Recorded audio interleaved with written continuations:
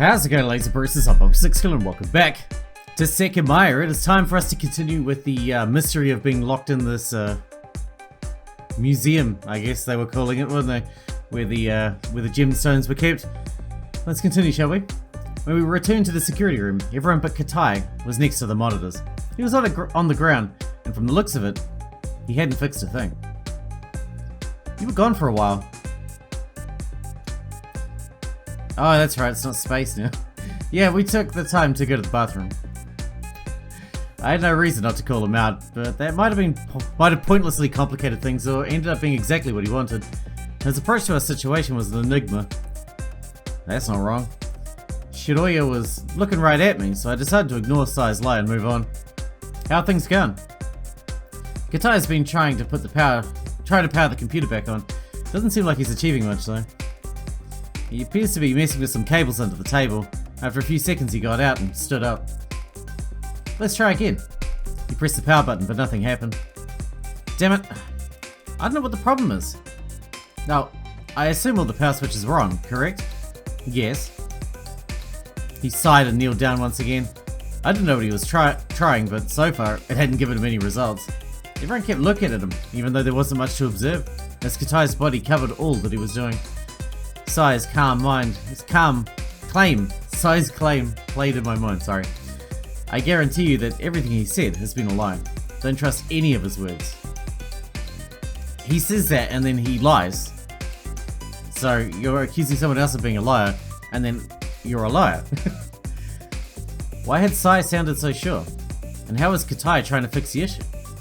If Katai was part of the group, Shin was Zin. What are we doing? We're doing Shin. And had been shamelessly working under the pretense of security, their massive success rate could have begin to be explained. Yeah, that's true. Under the table, he kept sighing methodically while making noise with the cables. I can't figure out what the problem is. It could be that the electricity stopped coming from an outlet.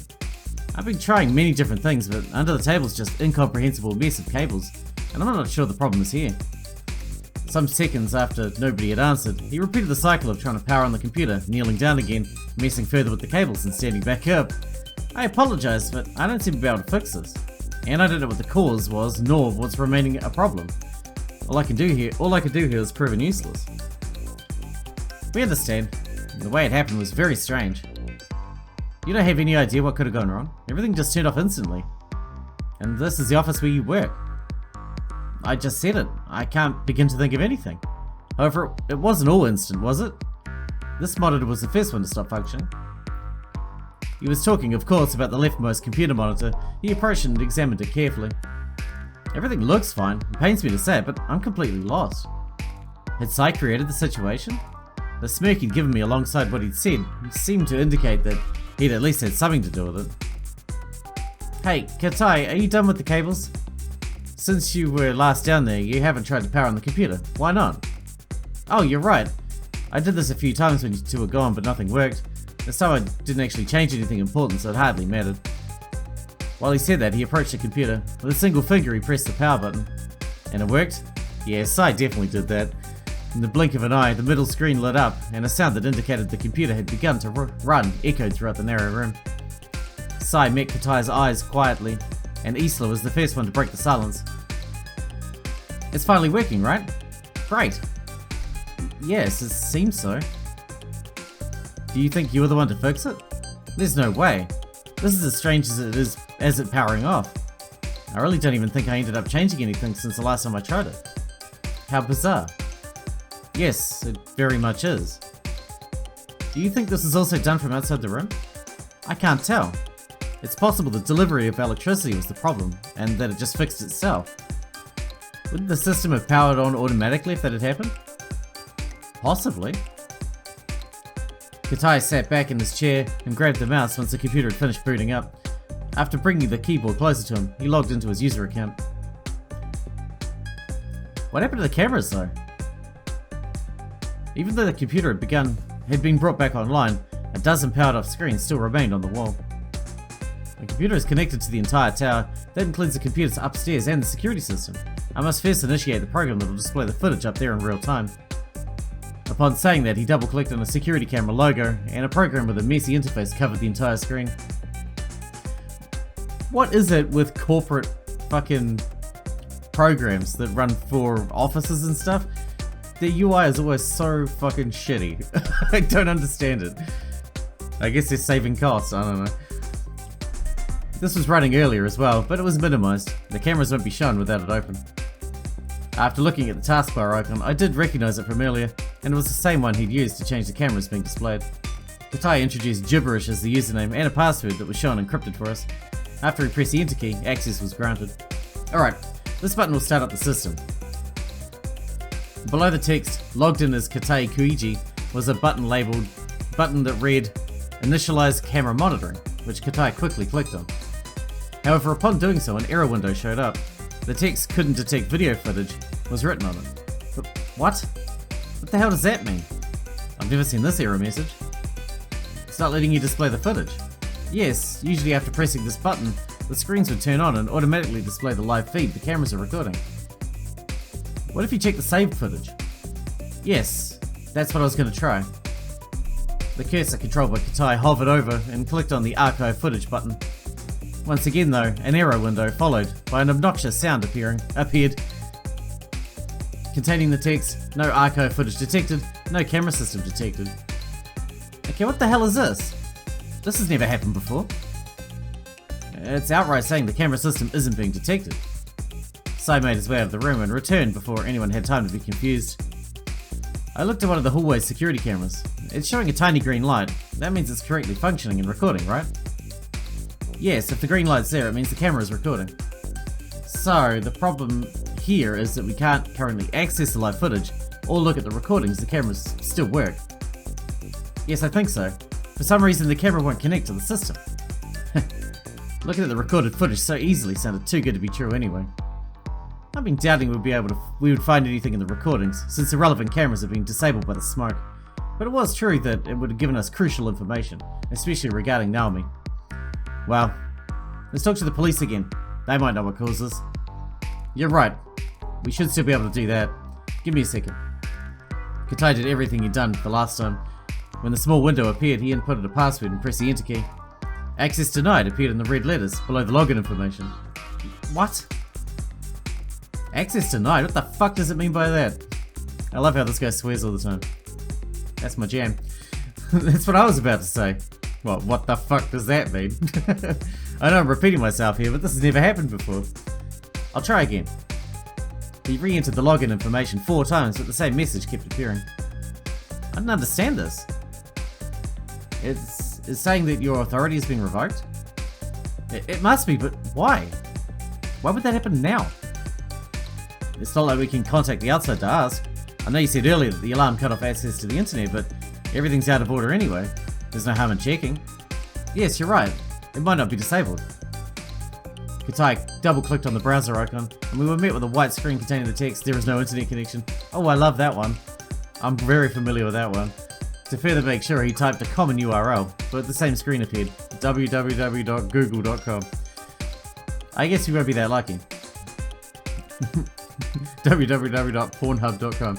I'm sorry, I don't think I can do anything about this. It's okay, it's not your fault. If we can't access security cameras or connect to the outside, our priority should be to investigate this whole building. Naomi's still a mystery. That's true, we should try and find her and gather any useful information we can. But how could this have happened? I don't understand it. The timing was too coincidental. Did Ashiya remotely power off the computer to revoke my access? All I can do with it was talk to them. Maybe the problem with the security system is a side effect of whatever happened. I'll stay here for a bit while you go. I have a couple more things to do. Such as? Well, I'd like to investigate more about what caused the shutdown. The security system not being detected is very strange, and in addition, it seems my authority might have been revoked. You must understand how odd of a situation this is for me. I'd like to see if I can figure something out. However, there are a few things I'll work on for sure. The computer is still connected to the rest of the tower, so I can undo a few smaller effects of the alarm. I can try to give back power to the elevator and some lights. Those don't really require any kind of login. I'll catch up with you once I'm done with all that. I see, that sounds fair to me. We'll go then. Should we really be splitting up? It'd be better if we moved in groups at least. There's no real point to any of you staying here. I'm the only person who knows how to access these parts of the system. It would be better to have the elevator available than not. Go on ahead. Alright, good luck. It's weird to think that Naomi is out there and hasn't tried to reach us, so I'm a bit worried. You're right, let's go with them, Isla. Everybody started to look a bit more tense in the hallway. Maybe because we hadn't yet seen anything beyond the first floor, or maybe because the reality of being trapped was creeping in. I looked at the cameras and noticed that the tiny green recording light could only be noticed on some of them, as the dried smoke fully covered a good number. We walked together a few steps until we all stopped silently. Our task was to investigate a huge building that we'd never entered before, only to track down someone who could have been hiding with malicious intent. Isla started talking casually to Edna about their daily life. I didn't disturb them, figuring it would be better if Isla remained as calm as possible. I leaned against a wall, next to Shiroya. I didn't think she wanted to talk, so I kept quiet.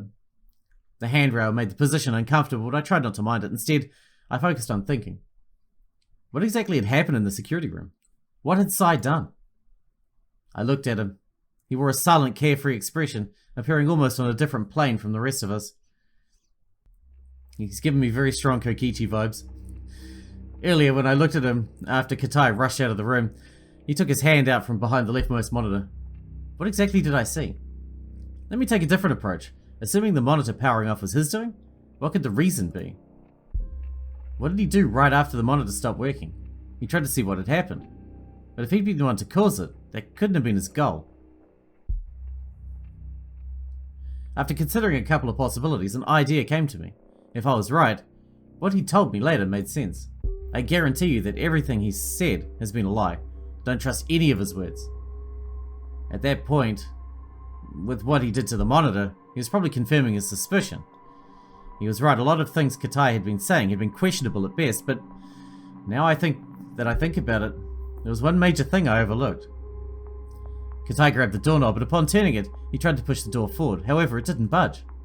Oh right, I locked it earlier. Let me see. I bet Sai noticed this. Katai didn't think the door would be locked. He was quick to make up a lie. He said that since it was an important room, he thought it appropriate to lock it before going outside to inspect things. I mean, that makes sense, right? You wouldn't want the people that are trapped in the building to be able to get into the security room. It doesn't sound like a lie to me. He even claimed to have done it because the room contained a single way to communicate with the outside, when later he showed us that you could only enable it with a password that only the security staff knew. And someone could hack into it, come on now. It's probably not that he thought the door would be open, but he didn't realize that it would be. After all, we know what exactly locked it. The alarm. Surupo explained to us the entire function and mechanism behind the alarm. The person inside the security room would relay information between the people that got trapped and the outside. The door of the security room would close alongside the exit, and it would be impossible to open it with anything but the right key. Meaning that if I'm right, from the time I heard the alarm to the time we entered the security room, no one was inside it. In other words, Katai had never been inside the security room. This must have been a huge lie, and most likely, something Sai assumed after noticing Katai's actions before he opened the door, or when the alarm's functions were explained. A lot of things Katai said involved him being inside the security room during the time the smoke was released. Seeing the smoke appearing out of nowhere through the cameras, looking at the available ones, and not seeing anyone, not having tried to contact the outside, not being allowed to input his command to open up the exit. All those claims are impossible if I assume he was never in the security room during that period of time. Even seeing the smoke through the cameras, and then exiting the room before the alarm went off, would have been far from believable. This sort of both stained his clothes and knocked him out. I should question something important, if he truly was ever in the room. Katai's clothes weren't stained, however, he knew about the smoke. Did Ed and his group tell him, and he acted as if he'd seen it through the cameras? Did he see it from far away, or did he have another way to know about it, without having personally seen it? To maintain his claim of having seen the smoke appearing through the cameras, it's possible he knew it would appear, and quickly left the security room with a mask and spare clothes right before the alarm sounded. Like this, he would have been able to lie about having been in the security room the whole time. After all, it would have been too risky for him to leave before the smoke was released. If this is what he did, he must have used the time we were unconscious to do something. What's for certain is that, aside from having seen the smoke through the cameras, if he wasn't in the room by the time the alarm went off, all his other claims become impossible. But he also might not have been on this floor during the attack. If he showed up later, that could explain why he found Ed and his group before ours. They told him what had happened, and he made up a lie accordingly. This would mean that everything he's told us has been a fabrication. Once I assumed Katai was never in the room, the exact reason for that lie is not too important. What it means is that he's untrustworthy, and that he has an ulterior motive. And it is very possible his authority as a security member had been revoked. The timing was too precise for it to have been a coincidence. It could be that Ashiya and the police figured something out about him and removed his privilege as a security member. However, they know that doing so would also prevent us from contacting them again, so they must have had a very good reason. Then, what Sai did to confirm his theory. He pulled it off shamelessly in front of everybody. I'm sure he could have done it later alone, but it's possibly feared Katai would have prevented it with a new lie. Right before Sai started, he asked Sudipo, "Is there anything else you should tell us?" He wanted to check something as soon as possible, before Katai could interfere again. Once Sudipo said he told us everything we needed to know, Sai unplugged the cord behind the leftmost monitor, the one he was next to. This was only done to have justification for checking the screen settings. He quickly grabbed the mouse and opened them from the desktop. I see, how strange. The left monitor isn't being detected at all.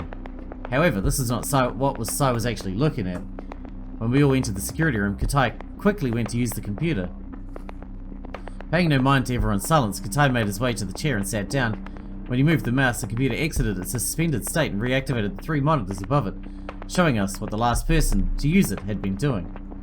I bet Sai's goal was to actually look at how long it had taken for the computer to enter suspended state, which is information found on the same screen settings. That's because Katai said he'd used it while he'd been in the room. Shortly after that, the alarm went off, so I knew I was already trapped. During that time until I exited, I stayed looking at the cameras, but I also tried to use the computer to look at the information about what had happened, but the alarm even shut down my internet connection. Then he tried to input the command to unlock the exit. We know the alarm went off at approximately 9:05, thanks to the time the computer displayed, and that it had been suspended when we entered the room.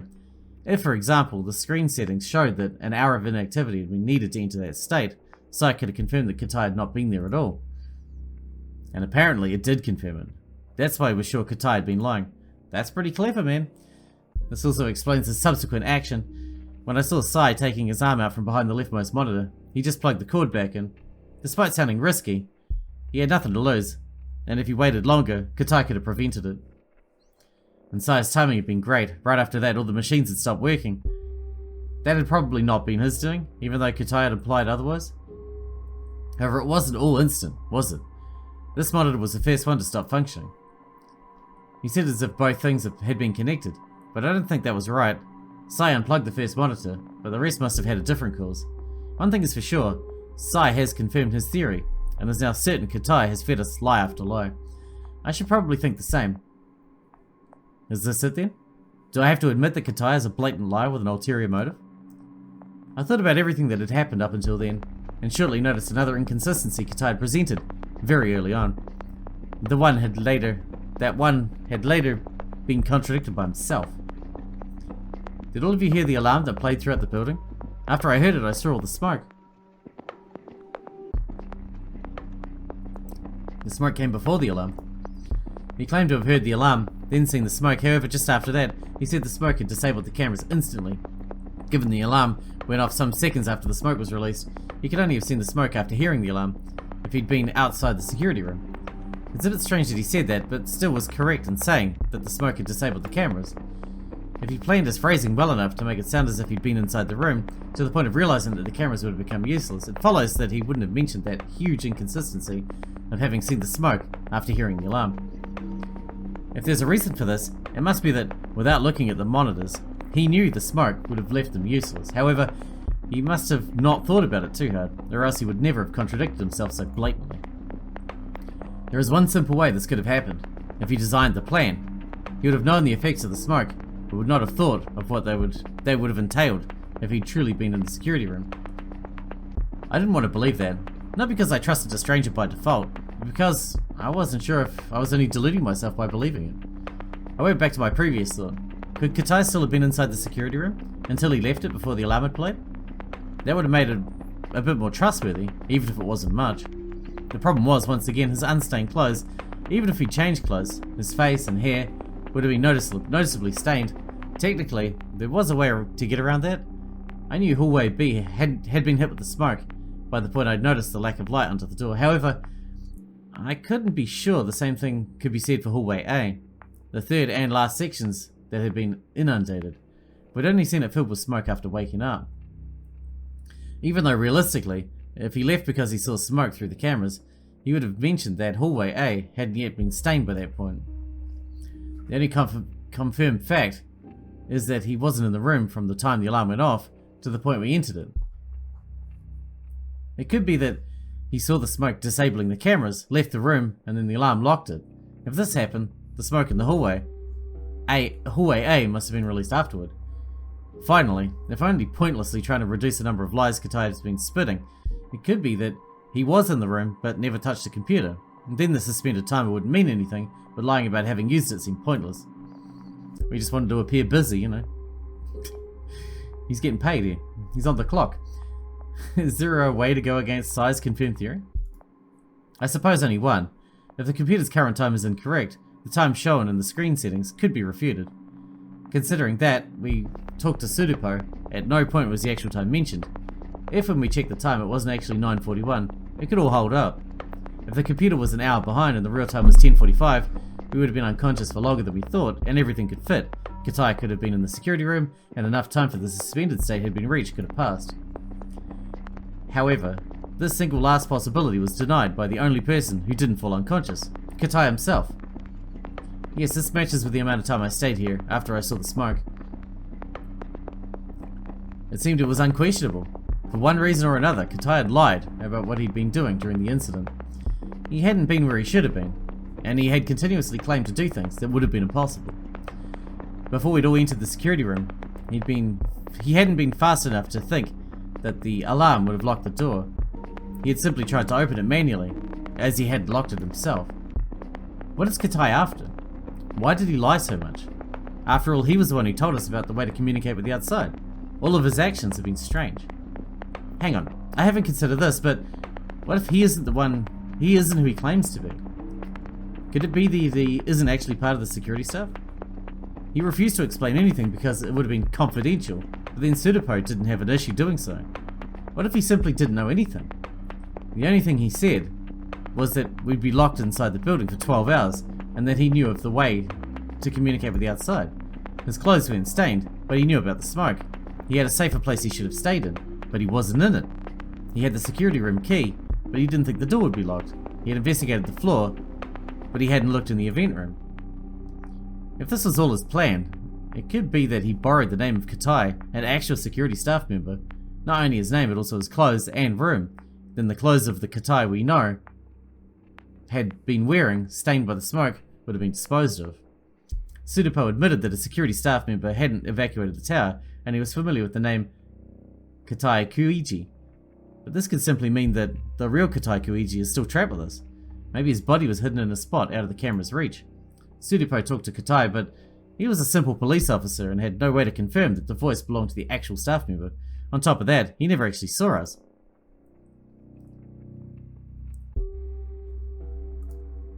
Since I couldn't arrive at a conclusion, I lowered my head after having been lost in thought for a while. Everyone's wondering, why does this guy keep fucking zoning out? He's just standing there staring at the wall. Shiroya was standing near me, looking almost as detached as I'm just sure I did. Shiroya?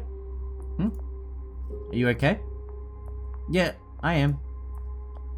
I rubbed at my face with one hand and pulled her aside, speaking in a hushed tone. Shiroya, it's fine, we're fine. Naomi's fine too. You can't let this stuff get to you. I'm not. Don't get sucked into some depressive loop, okay? I'm here. We're gonna find it. I mean it. Alright, I'm sorry. I was just... The camera footage is... The police will recover it. You're right. Somewhat satisfied, I patted her shoulder and stepped back into the middle of the hallway. Close by, Isla, who had finished her talk with her mother, was walking to the event room. We were supposed to investigate the building, but we'd all silently agreed to wait a bit out of either anxiety or hesitation. Where are you going? I want to see it again. Without further explanation, she quickly made her way into the room. Edna followed behind her. The rest of us did the same, since staying by ourselves didn't seem very useful. The previous 2 weeks had been difficult for Shiroya and me. I knew the cheerful Shiroya I was fond of would take a longer time to come back, but All things considered, both of us were handling the situation pretty well. I was just concerned about pushing her too far. Isla was in front of the cabinet. I entered the room just as she was about to uncover the curtain, and Akito and Saya came up silently after me. Look how pretty it is. Now the light has gotten a bit better. I like it even more. I agree, it's got a very elegant look. Akito and Saya walked in further. However, once Akito stopped, Saya did not. He placed himself in front of the cabinet and stared at the Sekimeiya in the same way. Everybody else had just stared at him, while he thought to himself. Then, with the same neutral expression, he scrolled the glass down. What are you doing? Instead of responding, he reached to touch the Sekimeiya. Or that's what I first thought. Instead, he grabbed it and took it out of the cabinet. Hey, what's up with you? Didn't Katai say not to take it out? I guess he did.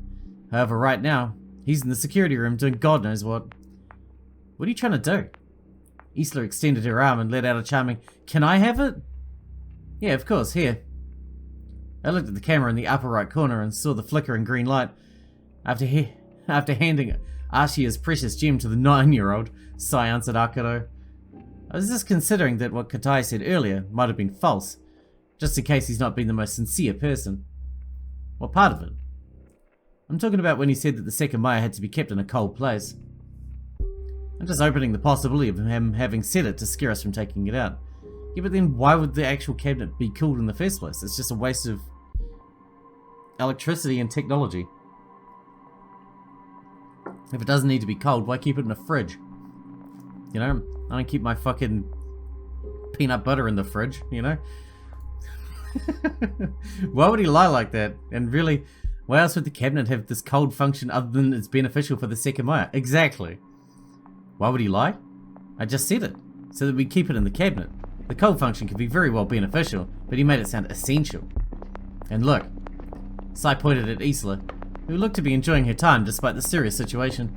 She was clearly delighted at being able to hold the Sekimeiya, something she would never have been able to do under normal circumstances. Right now the Sekimeiya looks perfectly fine to me, yet it's not inside a cabinet that provides it a very low temperature. Strange, isn't it? You don't know how the temperature might damage it. It could slowly crack it, which would be very bad. The strongest point is how smooth it is. Right, Isla? Isla nodded strongly. She definitely agreed, as she wouldn't stop fiddling with it. It's a fidget toy. You're right. I was just testing what would happen. What if the Sekimeiya had melted after getting it out? Do you know the consequences that would follow? Then Katai would have been telling the truth. Right now the Sekimeiya looks perfectly normal to me, and it's not like Katai told us exactly what a higher temperature would do. He was just told a low one was needed. Don't worry though, if it had melted, we would all have said that he'd forgotten to warn us, and they would have busted his ass. I don't think that's something Katai made up. Naomi also said something similar. As if he'd been summoned, Katai appeared behind the open door. Isla, plenty aware of impending trouble, instinctively hid the Sekimeiya behind her back, but she wasn't fast enough. What are you guys doing here? Why is the Sekimeiya out of the cabinet? Rather, what were you doing in the security room? Did you find a way to restore the security system or contact the outside again? No, nothing worked. I did undo some effects of the alarm though. The elevator is now functioning and proper illumination has been restored. Sounds great. What do you mean sounds great? Why'd you get the Sekimeiya out? I told you how important it is to not remove it from the cabinet. Katai, who looked, and was probably rightfully angry, walked forward and forcefully took the Sekimeiya out of Isla's hands. She gave him a blank depressing look in response. Important why? What is the higher temperature going to do? It looks perfectly fine to me. Don't tell me it's a real egg, right? It must be kept cold so it doesn't hatch. Listen, kid, I know you might find this a boring situation. You're trying to stay entertained. However, you should understand how serious this is. It seemed Katai had correctly assumed that it had been Sai's idea. I don't know what the effects will be. I don't know if they'll happen immediately. But I know one thing. I know that my superiors told me that no matter the circumstances, the Sekimeiya could never be taken out of this cabinet. And that while they were saying it, their eyes were as serious as they could have been. The cameras here are disabled, so I'm sure you think you can do as you please without facing consequences. For your own good, or for our entire good, rather, do not think of doing this again. Katai placed the Sekimeiya back in the cabinet, shut the glass and the curtain, and looked into Sai's eyes as he finished. Sai kept staring back unfazed, but his expression had slightly changed. If I had to guess what he was thinking, it was probably something along the lines of, "You're one hell of an actor." However, to me it didn't look like Katai was lying. I didn't rule it out, but I could believe he was very worried about the orders he'd been given wouldn't be followed, foreseeing the punishment he'd be dealt by the Ashiya family. Sure, man. Yeah, sure. I don't know why you don't seem to be able to believe me. I can't tell you everything, but if it's going to make you feel better, I can tell you all that I know about this, all that I know about the Sekimeiya. Maybe I can earn your trust like this. He didn't only look at Sai, but also at the rest of us. Suddenly he seemed very serious about proving his sincerity. Perhaps he felt that everyone had been suspecting him in some way. Again, I was told about this very briefly, and only have the needed context as part of the security staff. I can't elaborate much on it, but given all that Sudapo said, it's probably fine if I tell you the basic outline I know.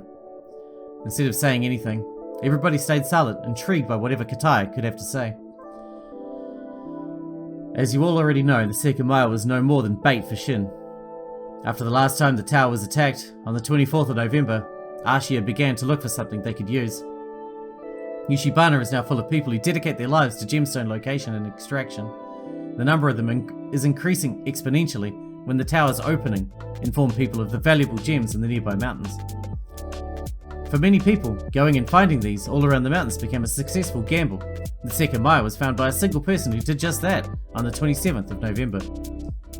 Another common practice upon finding a rare or valuable gem is informing the Ashiya family with the hopes that they'll be interested in it. For this reason, we were the first ones to be informed of the Sekimeiya.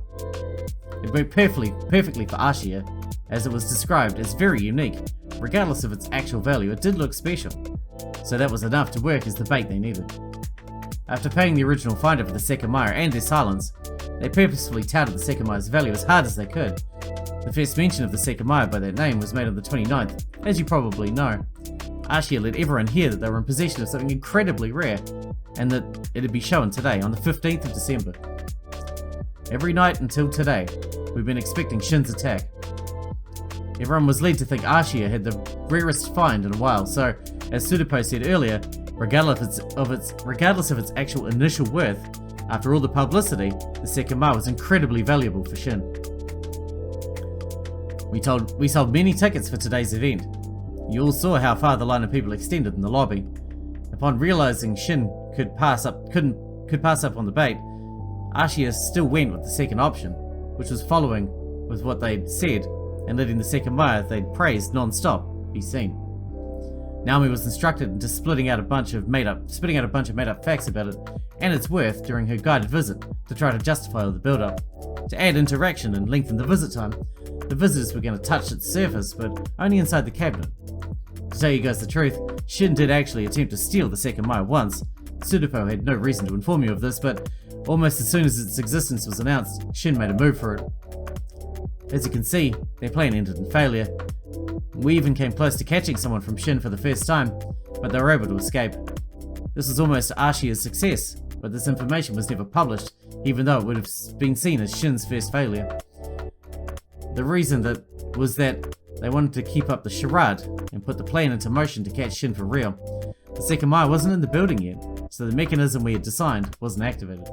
Additionally, even though Shin were the ones trying to steal it, Ashiya had no way to prove it, since the circumstances were unusual and everyone knew they wanted to defeat Shin. People could have thought they'd made it all up, as no members had been caught. That's all I can say about this. Now, the cold temperature rule was not something Ashiya realized, but something the original finder instructed. They said that according to the time they'd spent with it indoors, to preserve and make sure the Sekimeiya wasn't damaged, it had to always be kept at a cold temperature. The fact they knew that putting it under high temperature could damage it implies that they did so at one point and noticed the damaging effects.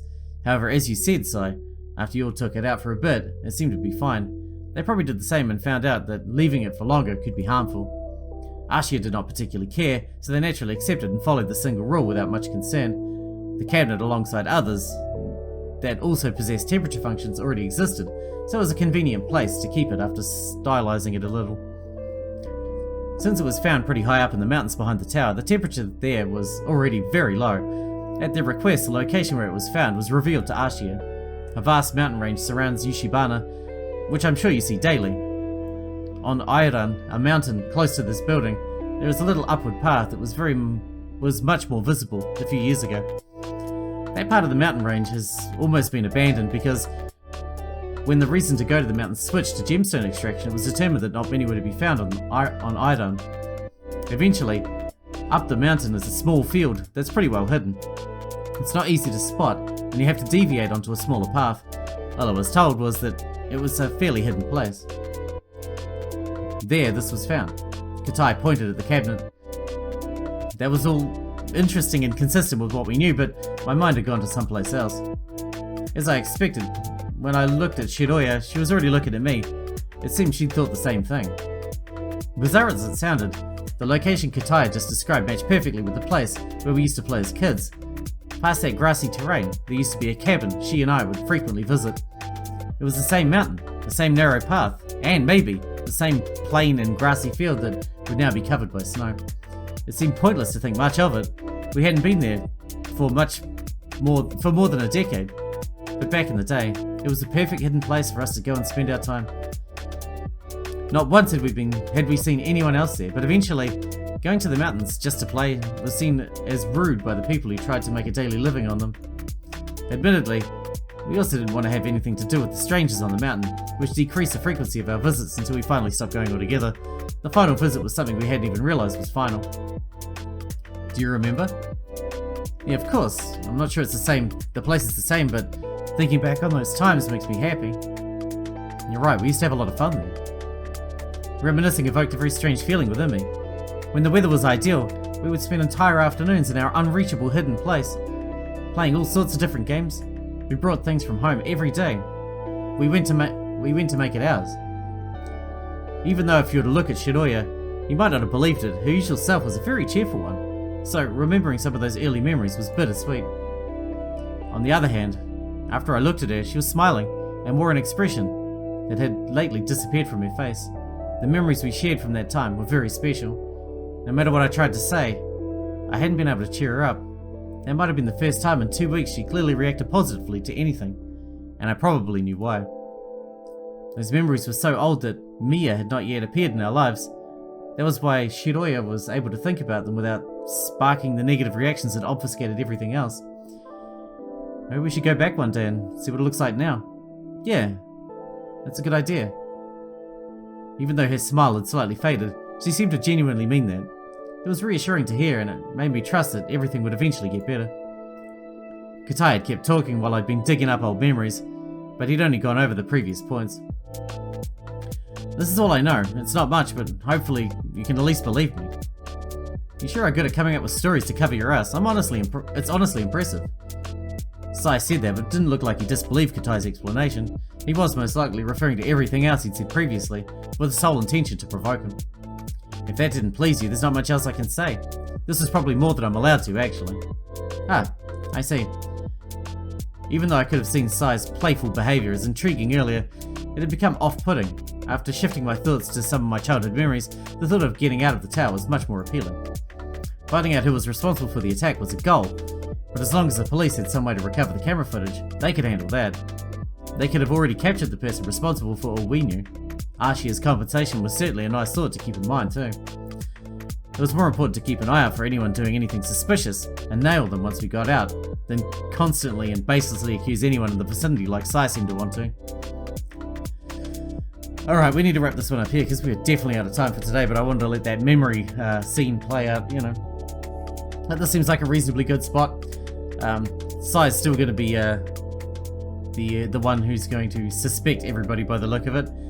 Hopefully when he turns his attention away from Katai, it doesn't like fall on us. But yeah, he seems dodgy as well. Dodgy. Obviously Katai seems dodgy too.